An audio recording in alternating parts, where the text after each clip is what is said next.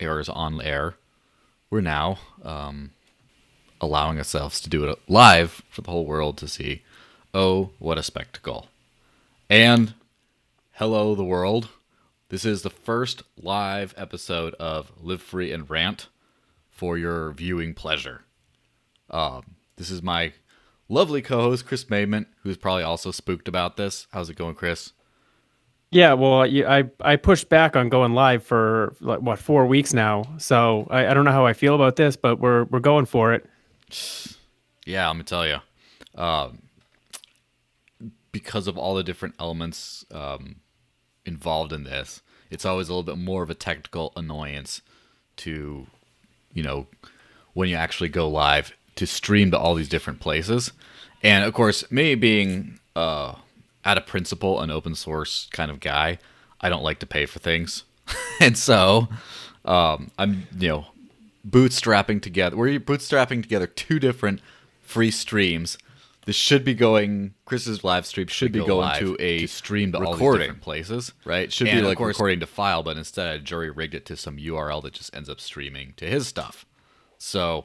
And it's working as far as I can tell. It says it's on YouTube and it says it's on Twitter. So yes, nobody's watching either one. But it takes a little. We'll get there. It takes a while to kick in. But I did pop out the live chat on the Desert Lakes channel's YouTube's. So if you want to check in the live chat, go to YouTube and look for the Desert Lakes. There should be a little kitty with sunglasses thingy. Go to that YouTube channel. It's live. There's a live chat. You can actually go in and say something in the live chat. But since we kind of ninja launched this whole thing, I don't really expect anyone to be on this live. But hey, that's kind of the fun of it, right?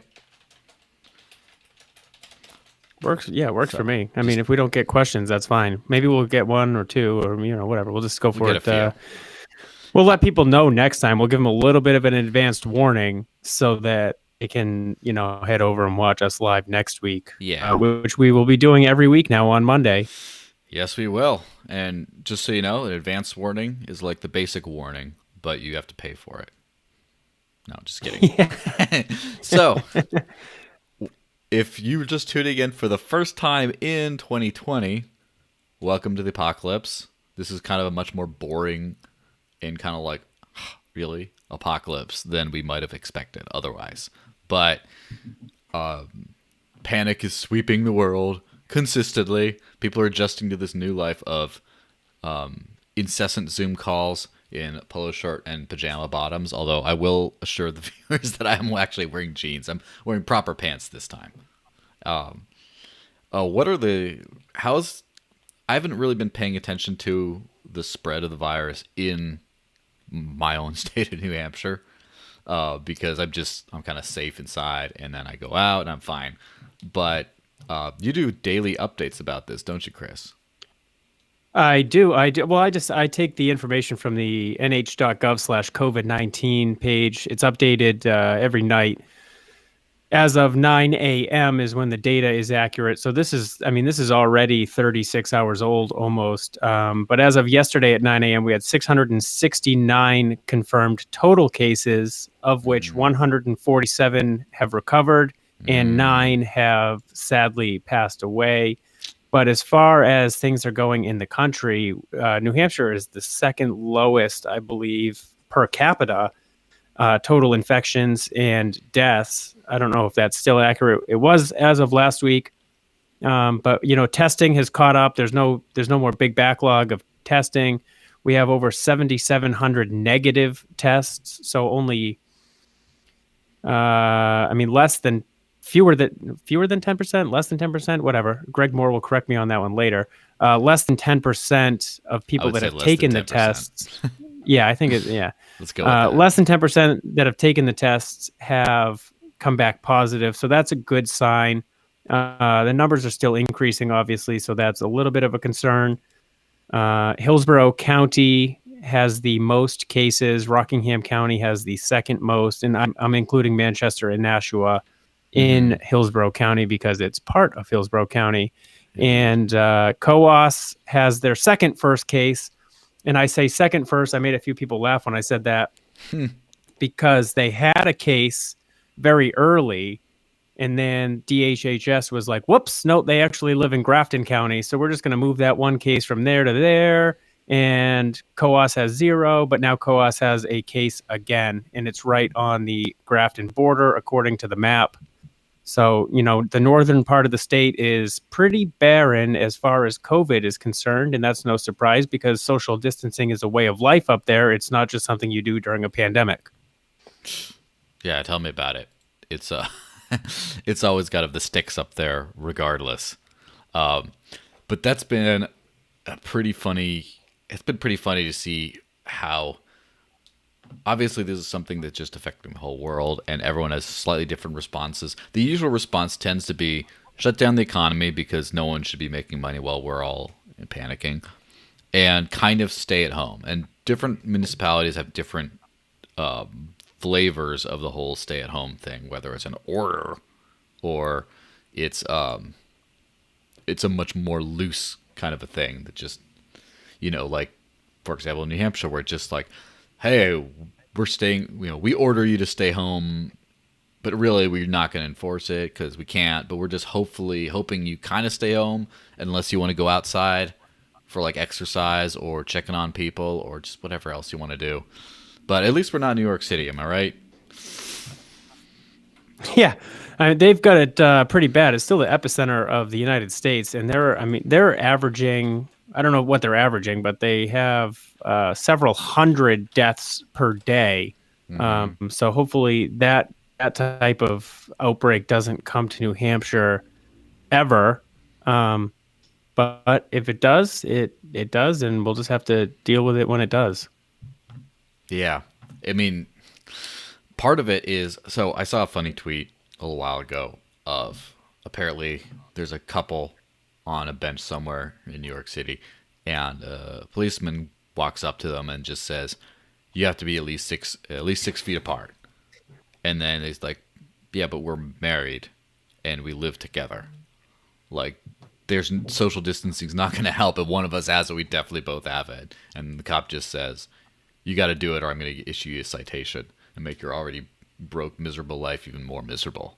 So at least we don't have that here. Everything's doing pretty well. Yeah, well, not yet. The governor just tweeted. He's doing his press conference right now. Just tweeted out that hotels and short-term rentals must end all lodging for non-essential purposes, no business or leisure hotel stays in New Hampshire. So the things that we've seen in other more totalitarian states seem to keep coming here slowly but surely. 3 weeks ago or 2 weeks ago or whatever it was, I remember remarking that our government had been fairly level-headed. And then Massachusetts and Vermont went off the deep end with their totalitarianism, and slowly it's creeping into New Hampshire because, as it turns out, if New Hampshire doesn't do the same things that those states are doing, then all of the people from Massachusetts, of which there are almost 10 times more cases, actually, I think there's almost 20 times more cases than we have, all of the Massachusetts people will start coming here. If we left barbershops open, but they're closed in Massachusetts, then there's a whole bunch of border towns that are just going to jump over to New Hampshire and bring their infections with them. I don't like it. Of course, you start getting a authoritative government that orders these quote unquote non-essential businesses to close. We talked about that last week, but you really want all of those people from the border towns in Massachusetts or, up to 20 miles away or however far they'll travel to start coming up here to use our services with the possible infections that they could bring with them. So I don't know. Yeah, that's one of those things where even if you want to be free, you live in a global society and the rest of the world is going to somehow screw you for being free.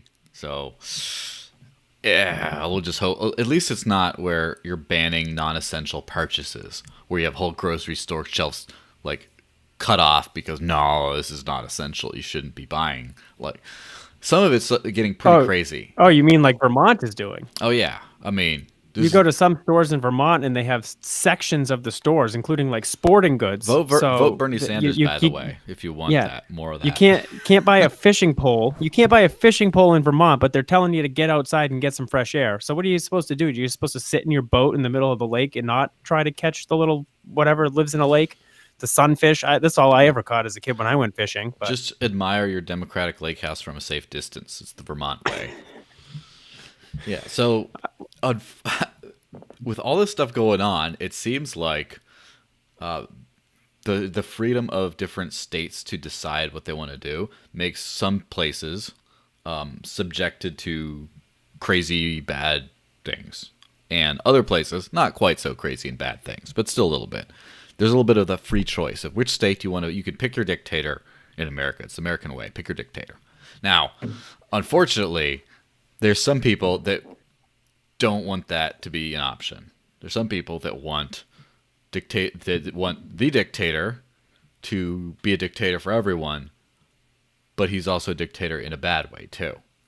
It sounds pretty confusing. So let me just give a little show over to there. Now, of course, Dinesh D'Souza is a conservative pundit that I believe went to jail for some shady stuff at one point, but who cares? I have seen that point being made by a whole lot of people. That what irony! Reporters who once charged Donald Trump with being a dictator now press him to order a national lockdown. Trump says this is a decision for governors to make at the state level. He refuses to press that little piece of parchment called the Constitution. So, yeah, I mean, I don't think Trump is very much of a constitutionalist, let's be perfectly honest. But I also just don't think he wants to completely fulfill, strike me down and your journey to the dark side will be complete. I don't think he wants to completely go on full dictator in this case. And it's kind of crazy that his political opponents hate him for his power, and they also want him to use more power, to get more power, which is the ultimate irony of basically politics, is that no matter who's in power, the power kind of grows. And someone's always, even if they hate the other guy in the other seat, the other team, even if they hate that guy, they still want the seat to include more power. And that's kind of strange. Well, it's kind of scary too if you think about it. Mm-hmm. I've been making this joke anyways about the left since Trump was elected. I mean, especially with all the gun control arguments that they use. They want to ban these guns and those guns and magazine sizes and wait periods and red flag laws. These are the same people that are calling Trump a dictator. Mm-hmm. But as anybody who's read even a tiny little bit of history knows, the only way to stop a dictatorial or totalitarian government is with armed revolution. And this, I mean, they're the same people will also say, "Oh, your AR-15 isn't going to stop the government. They have tanks." Still shouldn't be able to own them. You should only be able to own a handgun or a shotgun. Joe Biden's shotgun plan there for everybody. I don't even know what that's all about, but that guy. You shoot at your ceiling, That's what you do with the shotgun. Or you shoot the neighbor, whatever is ill-fated, old folksy, just use a shotgun, but that's pretty crazy. So, going deeper into this hysteria. Ohio lawmaker says she'll press crimes against humanity charge against Trump over, I'm not going to pronounce that, promotion. Basically. Well, over hydroxychloroquine. There we go. And this is the drug. You clearly practiced. We talked about this. Yeah, we've talked about this drug a couple weeks ago when those idiots in Arizona drank their fishbowl cleaner. Mm-hmm. Of their own volition. They said, "Oh, look, it has, chloroquine, whatever." There was they drank it. They downed it with Coca-Cola, and the husband died, and the woman ended up in intensive care. So now, of course, that's Trump's fault for saying that this actual approved anti-malarial drug, hydroxychloroquine, works. Yes, and he got the Trump derangement syndrome left all up in a tizzy, and there were actually governors that banned the use of hydroxychloroquine and azithromycin in their states. Michigan, I think, was one of the governors that did it, a leftist over there. She said, "Oh, if Trump says it, it's got to be good. It's got to be bad, because Orange Man bad. So we're going to ban it." And then 2 weeks later, she had to unban it because it actually works. So, go figure. Yeah, and it's like the trying to pursue. This is where it's like, so, infamous comedian Louis C.K. has a little bit where he's talking about his his issues he's been dealing with over being kind of a creep and then being out of work for a while because of that. And he just says, you find out who your real friends are. And he says, that's not a good thing. You don't want to know who your real friends are. You might not like them. They're not your cool friends. They're not the fun friends. They're your real friends. And so it's kind of like with disasters, you find out who your real friends are. And how many people are prioritizing just ridiculous nonsense to take down their political opponent, who, by the way, is not opposed to the same power system that they like. He's just the guy who's running it at the moment. He's just like a friendly rival. It's not even like this person is against their way of life. No, this person is part of your way of life. He's just a little bit different on the stuff. He's the guy in right now. And they'd rather just take potshots at him while people are dying by the tens of thousands or more. They're just like, oh, let's just get this guy charged with the human rights violations and crimes against humanity and all this nonsense just because I don't know, making stuff up. It's pretty ridiculous. I can't even keep up anymore with. We thought 2016 was strange. 2020 is just going to be a giant dumpster fire of politics, especially with the pandemic and all the other. Don't forget, 3 months ago, President Trump was being impeacched. Yeah, he was on trial in the Senate. But give him so more we power went from now, by the way. that to right. So we need our impeached president forever impeached, as Nancy Pelosi will tell you. We need our impeached tyrant president to have more power to be tyrannical because my roads or something. Yeah, my virus. Well, my virus. Definitely. Well, speaking of roads, he wants to spend $2 trillion on an infrastructure package now as part of the COVID recession recovery plan. Because of course everyone knows that the real people who are suffering in all this are, commuters who are commuting to the jobs that they totally still have, and they totally still need to go into their physical office to be next to all the other people. That's what we got to do, right? It's just it's one of those things that dictators love to do. First off, which again, not saying he's a good dictator or whatever, but I'm just saying all political rulers like to do stuff like this. It's like, first off, you got to have some sort of a big military thing. You can't be like let's tone down the military dictator. No, that doesn't go. And then there's other stuff where you got to have something to make the country great again. You got to hate foreigners of some kind. And then the big thing is you have to build mighty things like roads and bridges and especially trains. I don't know what it is about trains, but people who love government love them some trains. Yes, they do. And we've seen a push for that in New Hampshire. It's for commuter rail for as long as I can remember, and the push just gets stronger and stronger and stronger. And these Nashua Democrats, who apparently they think they need to build a train so that their folks can go work in Boston and pay Massachusetts income taxes and pay sales taxes and higher taxes down there. Mm-hmm. By and large, the people in New Hampshire do not want commuter rail. They don't want to. It's first of all, it's hundreds years old technology, and it costs a metric F ton of money to run and maintain, and the ticket fees don't ever pay for it, and it's a burden on the taxpayers, and it's slow as molasses. So you get on a train. There's fast trains, but if you've got 900 stops in between here and Boston, you got to stop in Lowell and Haverhill and all those other places. Who's going to ride the thing? Yeah, no one pretty much. Phoenix had its big light rail experiment many years ago. It still does it. And I believe when they built it, they could have bought just about every family a new car for the price they paid for it, and now it's like a couple people ride it and it sucks. It doesn't go anywhere. It's the same type of thing. But hey, at least in all this, we can blame China for something, right? Now that's the funniest thing is in this whole. I'll just hit. Let me just hit the actual headline and then go into it because there's several levels to the absurdity of this thing. Check this out.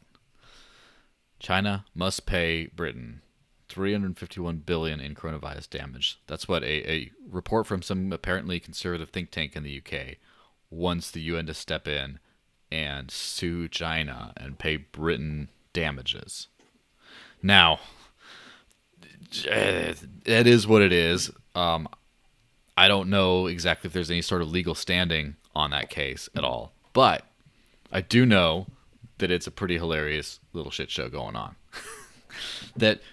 So first off, do you remember the great language debate of COVIDs? The great language debate of, is it the Wuhan flu? Is it the China virus? Is it the Kung flu? Are you a horrible, despicable human being if you say any of those things?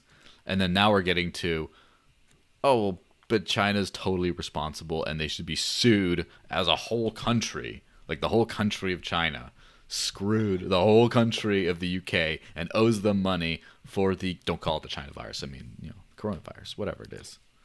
It's pretty funny how this goes. Yeah, well, it is really funny, and I don't know how that works in the world court or what the burdens of proof are there, but I think it's hysterical, and I think I'm sure Trump is going to do something to.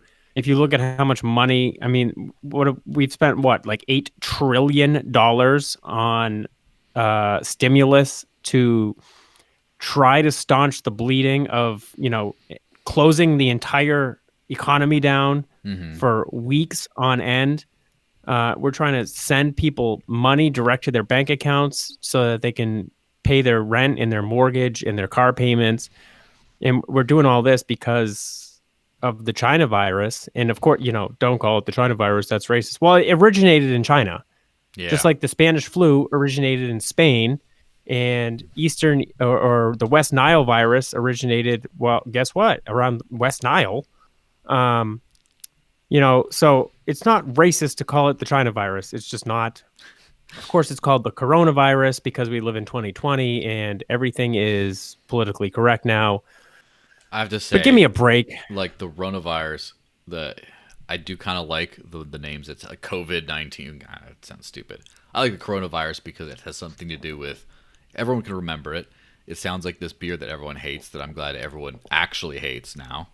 And it just, calling it the Rona, it brings me pleasure. So I'm okay with never calling it the Kung Flu again or whatever. It's just funny how people are more preoccupied with that than they are with actually like where it came from, and the fact that China is now getting sued, or not by the way, not that I know, but there's a recommendation to go try to sue them over this sort of thing. Now, speaking of which, I read this thing: millions of Chinese-made coronavirus tests bought by British government don't work. Now that's a little bit more of a standing for a lawsuit right there, huh? So yeah, well, I mean, nothing that comes out of China works, and if it does work, it doesn't last very long. I mean, the coronavirus is the longest-lasting Chinese-built product in history. Mm-hmm. Probably, except for the wall. I mean, the Great Wall of China has been around for I don't even remember how long.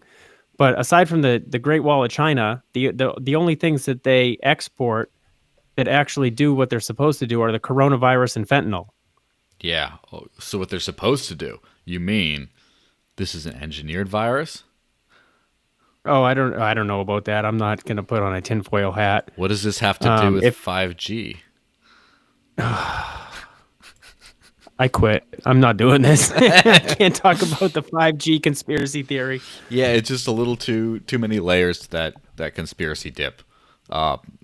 Which, by the way, if you guys are listening live, throw in a couple questions or comments into the live chats, and I'm not going to be looking at it right now, but towards the end, We're going to go through and see what else there is to talk to. So just that. Anyway, back to 5G and chemtrails, right? So... oh, the chemtrails. Oh, now we're getting real deep in the woods. That's part of the whole thing. And some people have been alleging that this has some... It's not actually Corona. This is actually 5G, which is, fast wireless speeds are, going to kill us. So they come up with a... I don't know. I don't even know where to start with that. So the way I understand it is the contention is that the 5G activates some RFID chip that gets put in you during mandatory vaccinations by Bill Gates, so that they can control your mind or something. And Bill Gates is in charge of the whole thing. Yeah. Because he wants to decrease the world population because there's too many people or something like that. I think that's how that goes. I forgot to bring in Alex Jones in there. I'm sure Alex Jones would have something to say about it. I don't know. If you're giving the government that much credit, then you drastically misunderstand government because they can't even roll out stimulus checks right way, and that's just $1,200 to everybody that files taxes. Yeah. Have you ever been pushing on something and someone's resisting and you just change it up real quick and yank and then they go flying? Like, or the opposite thing, that whole thing. I'm sure it's great with kids, especially. It's like, hey, little guy, whoa, and that's kind of the conspiracy theory thing for me. Is there's some stupid sheeple wrongness out there, and when you push completely against it, then you end up flying to the other end. And so, for example, it's skepticism, right? It's being skeptical of power, which is great to have. But then when you're not skeptical of your own nonsense, then you fall way into the wacky land. And it's the same thing with, is the government, like, would the government do this? Like, most people say no, they're competent, they're great. Okay, whatever. Unfortunately, most people would say that. But is the government competent enough to pull off a conspiracy theory? And so that's the thing, is like, do you believe in government? Yes. And then if you go to no, then you're like, well, then they must have hoisted this nonsense on us. But if they're no good, maybe it's because they're dumb. And then you get into this whole, like, the back and forth. Somewhere around, if you find someone who's, like, right between the wackiest conspiracy theorist dude and, like, the biggest bootlicker in the world, that's probably somewhere near a rational human being.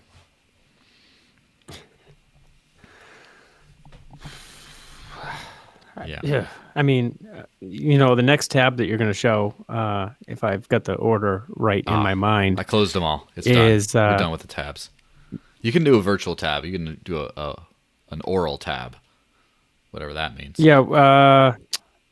That representative from wherever the hell she's from that wants to, hold on, let me pull up the story so I don't get this wrong. So Rep. Tavia Galinski is it's a powerful name.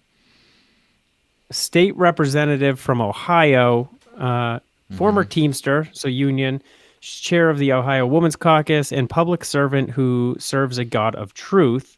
Okay. So I don't know what that means. She prays to truth, I suppose. She did her cover photo is her being sworn in. Presumably her hand is on a Bible. So if her God is truth, I don't know what Bible truth uses, but she is a state rep over there, and she thinks that President Trump should be brought before The Hague for that's the one we were talking about. Crimes against humanity. We did talk about that one? Yeah, about the crimes against humanity charge, and just kind of how ridiculous that whole thing is. Oh, yeah, we did talk about that. I guess I glossed over it. I don't know what I was doing over here. I think the 5G is getting to you. There might be something to this. Are there 5G? I don't even know if they have. Listen, I barely get 4G at my house. Okay, I'm usually on 3G, and my phone doesn't load anything. So give me some 5G because I just want to use the internet. I'm tired of having to drive to Manchester to get decent internet. Yeah, which is fun. Yeah, you're on 1.7G out there in them woods. If that, I mean, my local high-speed internet service provider is Consolidated Communications, and the best I can get is quote unquote up to 3 megabytes per second. Now, the fastest I ever got using them was 1 megabyte per second, and I don't know what your speed is out there in Dover. I assume it's pretty fast because you got one of them cities with a lot of people. Yeah, 30,000 so is like a lot of people in this state. Yeah, well, it is. It's a lot for New Hampshire. But I mean, the fastest I get is my Verizon LTE 4G service, which works most of the time, unless it's snowing, I guess. And then I have satellite internet that gets up to 1.5 megabytes per second on a good day. And if we get cloud cover, then that just falls off a cliff. So no internet for me out in Peterborough, out in the middle of the woods. I think I'm the only street in town that doesn't get, Comcast or some other form of high-speed internet. Yeah, which has to suck for a lot of people who live like that but aren't as savvy as you are, having to deal with basically being condemned to not working in these times. Like, for someone like me in a central location with like all the amenities, and I can just sit in my house, look at the river, look at all the cares go by, and just work from home. It's just, all right, I guess I just don't see my friends in person as often. Oh, what a terrible life. But then for some people, yeah, you can't have that kind of like work from home connectivity, then it just doesn't work. Yeah, I'm. My wife Rachel. She has been working from home for 2.5 years since our son was born, and it was a struggle for her at first too, because her work expected her to, sign on to the VPN to do certain things, and when your internet's that slow, you just can't do it. So she was having to drive down to Dunkin' Donuts or the library every now and again to connect to get the files that she needed to work from home. And so that, it's frustrating, and it must really stink for the kids that are now distance learning, because from what I understand, most teachers are basing that off of internet. And if you can't access the internet, that's a reliable speed, then I guess you're kind of getting left behind. Yes. No child left behind. Remember that. Oh, thank gosh that's gone. Yeah, so that kind of brings me to the Zoom bit. So if all the streaming services out there, all the internet connectivity, video conferencing type stuff, whether it be Skype or Google Hangouts or whatever else, Zoom seems to be the one that everyone ended up using. And like, we've already talked about how their stock must be absolutely through the roof from just the whole world migrating to Zoom. And then it's like, now Zoom everything. Like, fitness instructors and martial art instructors and dance people are all doing like Zoom classes now. Like, hey, you still want to pay us a little bit of money so we don't like die on our already razor thin margins that revolve around doing stuff in person next to sweaty people, which is not very Corona wise. Let's put it that way. They're doing the Zoom stuff. Everyone's doing like Zoom work calls and stuff now. And in fact, my poor girlfriend has like 5 hours of Zoom calls in a single day sometimes and just gets drained by it. It's just, I've had that in the past before this whole thing too. It wasn't Zoom, but it was still like hours of these like video calls. Like, oh God. And then we have like Zoom socialization. You've been to the Zoom part, Zoom happy hours, right? Yeah, I take up. I join pretty much every one that they host there, because being stuck. I don't want to say stuck, but it's when I go home. It's my wife has been dealing with a 2.5-year-old and a 6-month-old all day, and she's just desperate for human attention. And then we can't. It's a lot of times it's even hard to have a conversation, because the 2.5-year-old and the 6-month-old are just constantly begging for attention. So when we get to just sit there and chat with other functional adults that can have a conversation and don't want to talk about, Baby Shark. Dinosaur Train or Baby Shark Thanks, Greg. Or, well, I play him the Narwhal song all the time now because I think it's hysterical, and I love narwhals. And I'm going to convince him to have a narwhal birthday party, and it's going to be great. Yes. So everyone's sort of migrating to Zoom. Like life is now Zoomed. Yeah, that's where we were going with that. We were talking about Zoom. Yes. And now the problem is, so everyone's, I guess, assumed that Zoom was secure and encrypted. And apparently there's neither of those things. And there's a lot of private data that's been collected by them. And then there's been a big backlash. And then it's just like, here's my thing, is I do not assume anyone en masse to be competent or moral. I think pretty much like there's like 5 people in the world that can be counted on to be competent and moral no matter the circumstances. And none of them work for Zoo, apparently. So it's like as soon as it's like you have some, like, government shuts everything down. Everyone's suffering. Everyone needs some sort of way to virtually continue their lives, and that their physical lives are shut down. And then Zoom to the rescue. Do we place all our faith in Zoom? No, we don't, because they're just going to screw you over just like everyone else. But at least they're a company that can get caught with their pants around their ankles and then just be shamed, and then people move to other things and their stock tanks and they get upset and then they'll react to it. Whereas government, you can't get rid of them like that. You can't just say, wait, you did what? You destroyed how much of the economy? The only way you can actually do anything with that, I mean, there's ways you could do it via voting, but it's like it's always so diffused. But, you know, you throw the bastards out by voting, or you pick up something that goes boom boom and start the boogaloo. And then that's the only way. It's like so much easier to just like dump your Zoom stock and use Jitsi or something else instead. It's just so much easier than like the whole process with like, you know, government. Yeah, well, I'm going to keep using Zoom. I don't know. I'm not too concerned about it. Yeah, I don't care.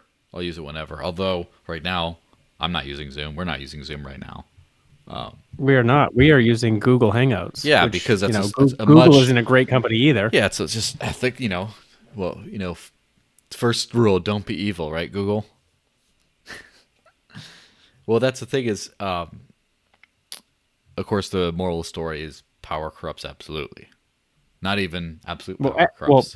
Power corrupts, and absolute power corrupts absolutely. I would say any power pretty absolutely corrupts, but hey, you find that with no matter who your dictator of choice is, he's going to let you down. You kick him out, there's going to be another one who's going to let you down. And so that constant process, just like, you know, we would love to just stick with one company for the rest of our lives. Sometimes you have like a small business with, you know, just a few people that just ends up delivering a fantastic quality product and service and all that for literally a lifespan. But that's not usual. Sometimes you have to you know, switch it up once in a while. It's like, oh, this place used to be good. I don't go there anymore. Or like, oh, this guy's great, but then ever since this happened, you know, in his life, then he started to charge me more, and he started to like, you know, leave quality to be desired. And it's like, that's what I'm saying. The price of liberty is eternal vigilance. And the same thing. Yes. The same thing goes with using companies and stuff too, even outside of the whole government sphere of. The price of having the best bang for your buck is always, you know, being one angry Karen phone call or Yelp review away from just ruining someone's world. But that's the free market, right? So I mean, if you want to succeed and keep your customers, you have to improve the market as you go, and be what's the word I'm looking for? Versatile. Mm-hmm. You know. Quick to react, stuff like that. So yeah, agility. What do they call it? Do you have to be agile? There's the word. You have to be dynamic. That's the corporate buzzword of the day. You be able to move, and you know, as such, of course, when we started doing this podcast, it was before this whole craziness, right? It was. Was it? I think it was like we decided right at the like.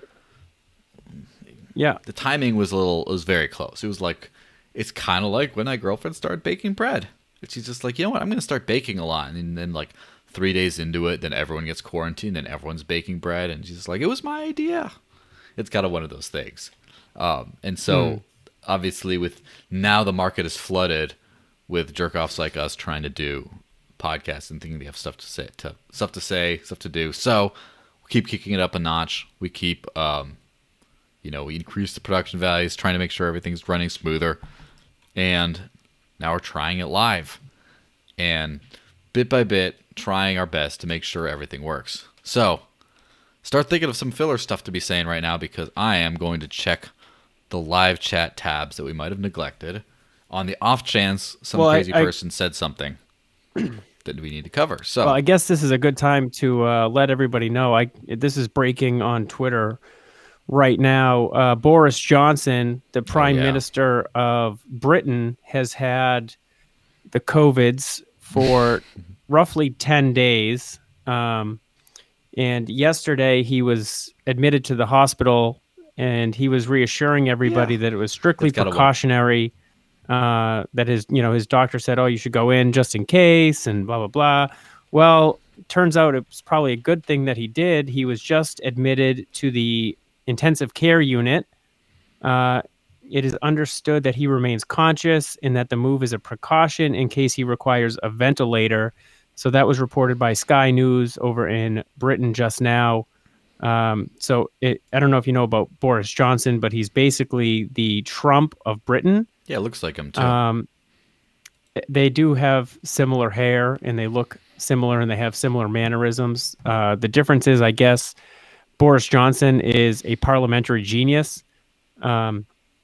He is the person who, as prime minister, finally got Brexit through the House of Commons. Mm-hmm. I don't know if you were following that, but it passed in 2016, the referendum vote. It was seen as a precursor to Trump and this rise to nationalism and populism. And for 4 years, they've been, I don't know what they've been doing, dillying and dallying, and they haven't been able to get a Brexit deal through the House of Commons and also approved by the European Union. And Boris Johnson came in and said, listen, if we can't get something passed, well, we're just going to have a hard break with Brexit, and we're going to have no trade deals, and we're going to have all of this stuff. And lo and behold, he got a deal passed through the House of Commons, and Britain is now out of the EU, finally, which they have wanted for 4 years. Yeah, and as a result... but now Boris Johnson is in the hospital in the ICU. So yes, because we didn't listen. The statist told us that if the UK left the EU or any kind of other thing like that, that then the world would end. We did not pay enough attention to Greta Thunberg either, because of all these of humans' wickedness. We've been punished by this global pandemic. That apparently that's how it goes. But so I guess there's something to because of Brexit and Trump. So I guess really it comes down to the COVIDs is a direct result of electing Donald Trump, and that makes it Orange Man's fault. Therefore, Orange Man bad. Therefore, we need to be socialist. Yeah, Orange Man bad, and all the things that he oranges around with. Well, this has been a pretty exciting live show that we just ninja dumped on everyone. That nobody watched. It's fine. People do watch, but we'll have to get an actual schedule going. We'll have to actually tell people when it's going to be, and then they won't be like, "Hey, what's going on? What's this thing?" Just kind of like that Hillary Clinton walking into that like poor person's house, just like that look where people just walking into this like podcast, like, "What's going on today?" But if so, this podcast we'll be sharing this around today. The posthumous link with all the links in the description. So because I am a lazy mofo, this is going out on 2 different YouTube channels, and whichever YouTube channel you're looking at. So the Desert Links is mine. Chris Maidment is yours, right? Is that kind of the name behind it? Yes. And all the links to where this is going to be on iTunes, on SoundCloud, on whatever else. All the audio links will be in the video descriptions of those. So rather than just list them off, I'm like, hey, I can't find it. Where is it? Go to YouTube, check out the Desert Links, check out Chris Maidment, all in the description, you're going to see all those links, and you get to go jump in all the auto stuff. If you were following on one of our social medias, like Twitter, for example, we should have the actual YouTube links tweeted out or shared out on Facebook or whatever you can go to. And if you don't want to miss an episode of Live Free and Rant or miss a notification that we are going live, make sure you follow us on Twitter. I am at maid_CJ. That's MAID_CJ. And Joel is at The Desert Links. That's at The Desert Links. Yes, with not one S. Not dessert. Not the Desert Linux. It's the Desert Links. Yeah. And I do like dessert. And I do use Linux. It's the Desert. Yeah, and make Links. sure you subscribe to us on Apple Podcasts. I'm very excited that we finally got over there. Took me a little while to figure out. You can just search for Live Free and Rant in the search box, and you can hit subscribe. Make sure you give us a 5-star review. Absolutely. Nice little thumbs up. A nice little, say some nice words about us. Okay, Mom? Yes. All right, Mom? Say some nice words about us, Mom. And don't forget to throw poor Chris a few bucks. Go to patreon.com/livefreeandrant. And I will accept good craft beer in lieu of money, though. So if you want to send beer to my house, I'll give you my address. Just shoot me a PM. Yeah, absolutely. Well, this has been a good time, guys. We will see you again next week. Join the live chat. Let us know in the meantime if there's stuff you want us to talk about or feedback you want us to read out live during the next one. I can't guarantee we'll read out all of them if there's some especially salty ones, but we'll do our best. So, yeah, peace out till next time, guys. Stay COVID free.